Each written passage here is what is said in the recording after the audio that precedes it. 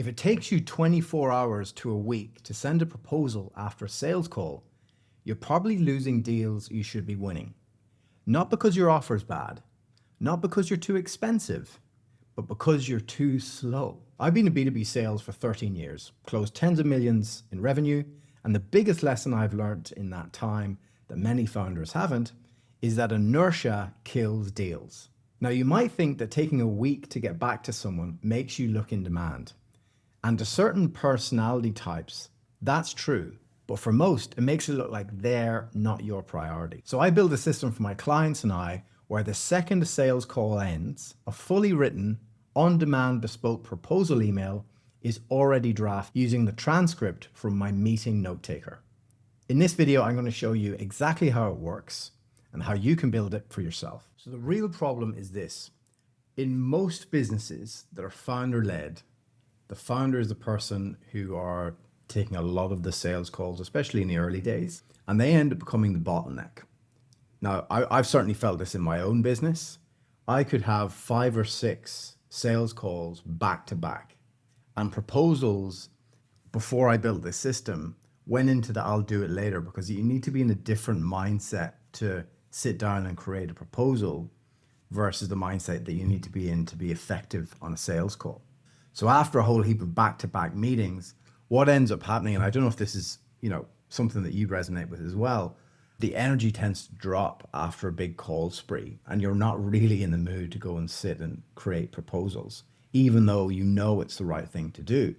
And the problem is, over time, what happens is even if 24 hours pass, a lot of the context from that call will have faded, and many clients' momentum and enthusiasm may have faded as well in that time. So really what you want to do is make sure that you can have a system in place, and that's why I built this, so that you can get things out quickly as possible in that sort of 15-minute gap buffer window that you might put between your meetings. I always recommend my clients to do that. It's back-to-backs are only a last resort if there's a really high value prospect. There's literally no other time they can do.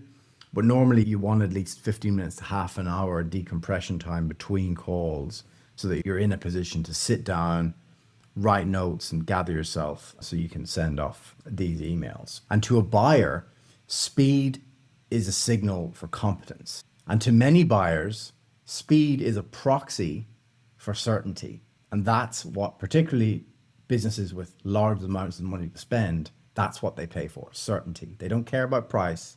Certainty that who they work with are going to be reliable and get the job done. Now, this is why not having this system in place is actually costing you deals, especially if you're in a competitive environment where you might be up against other vendors. The buyers are all evaluating these vendors and how they communicate with them.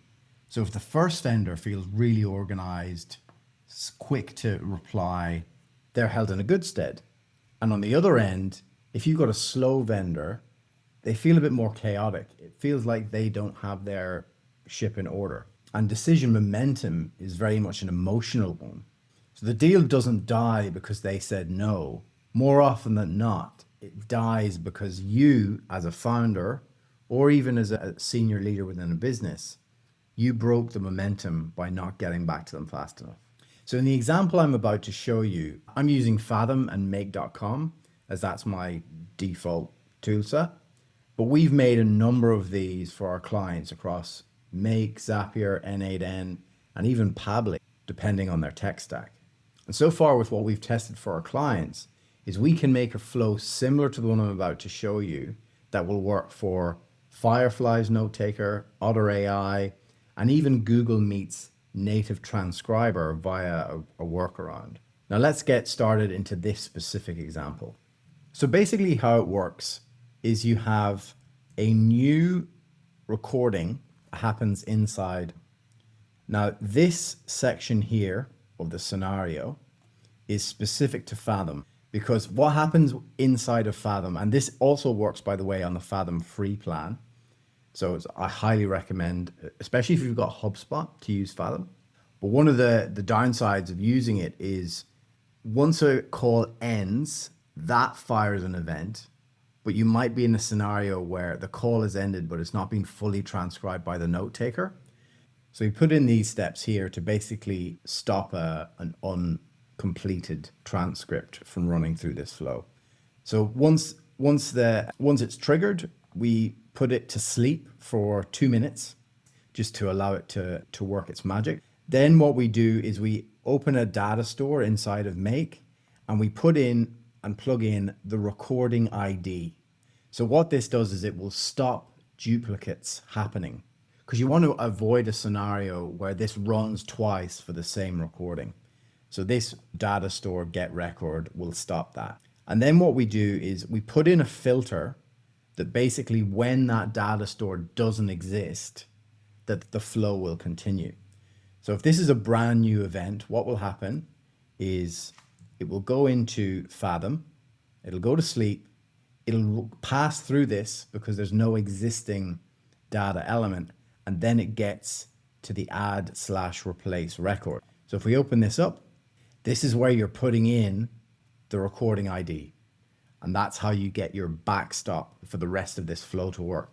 Specifically for Fathom, this one, but just keep that in mind. It may be a similar thing that you'd need to do for the note taker of your choice. Then what we do is we open up a ChatGPT window, and what it will do is it will do a number of things. We have specific prompts in place that will basically take the summary and the transcript and put together some action items. That will then get put into our ClickUp folder. So that way we know that if there's any tasks that have to go off the back of this, that we can just go into our ClickUp and they're all sitting there waiting nicely. Now in this scenario, for the one I've built, I've got one for my internal team and I have one for clients. So basically if I have a one-to-one with a team member, I have a specific router here where it's an internal only meeting. It will basically put together a prompt and an email. So it will actually send to the individual, these are the next steps. This is what I need you to do. And then that way, as you're going through your day, you can quickly close all of these open loops and be a lot more effective as a leader within your business. Now, the one that you're watching this video for is the top one. So this is where we've got one or more external parties. That's an indicator that I'm speaking to a client. So what happens with this is we have a very detailed transcript here that will basically take all of the words, and it's been trained to repeat these words, but it will basically do an output, which I can then put into Gamma. So Gamma, for those who aren't familiar with it, it's basically like Canva, but on steroids in terms of AI. So what you can do is you can create presentations, and that will then be generated off the back of this custom transcript here. So you get the Create Gamma module inside of Make. You can select your format, how many cards it wants. And basically, once you've got that, once this runs, it will produce a link. And I will show you an example of how this all comes together and what this looks like from the client's point of view.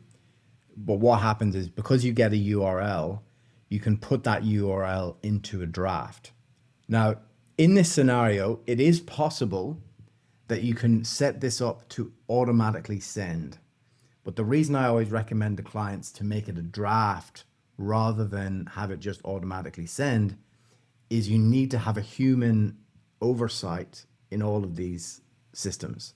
You don't want to be in a scenario where just because you want to be really, really fast and don't want to have to review yourself, that you're sending out collateral that could negatively impact your brand.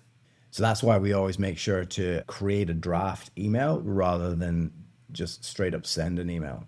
So what happens then is you get the recipient's email, you get the subject line as well, so you can put in the company name, and then you can build out the email. So if it's a proposal, a lot of the time you can do the work up front to get a pre-designed proposal, and then you can get it sent out because it's not going to vary all that much from client to client. But this is the part that does vary. So I'll show you an example of one that I literally sent yesterday off the back of this.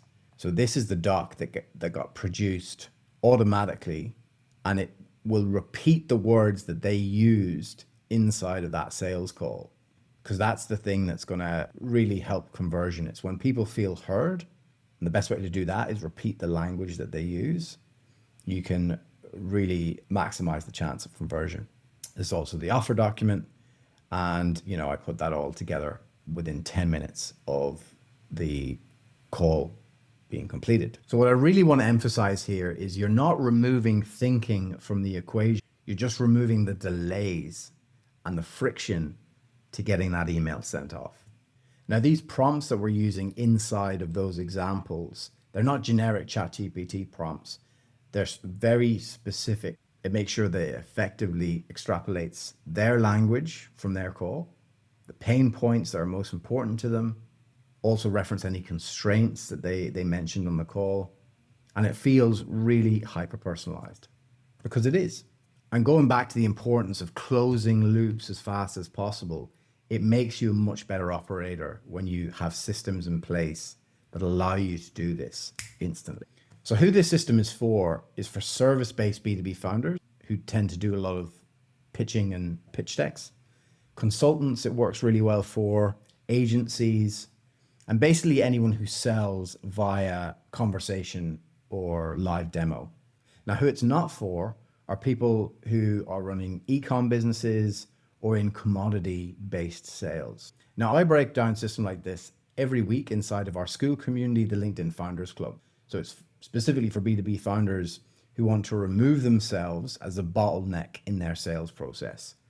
I'll leave a link to the group in the link below if that sounds like you. Now, before you can even have a sales conversation with someone, you need to generate the lead in the first place. And in this next video, I break down the fastest way that founders can get clients from LinkedIn in 2026. I'll see you there.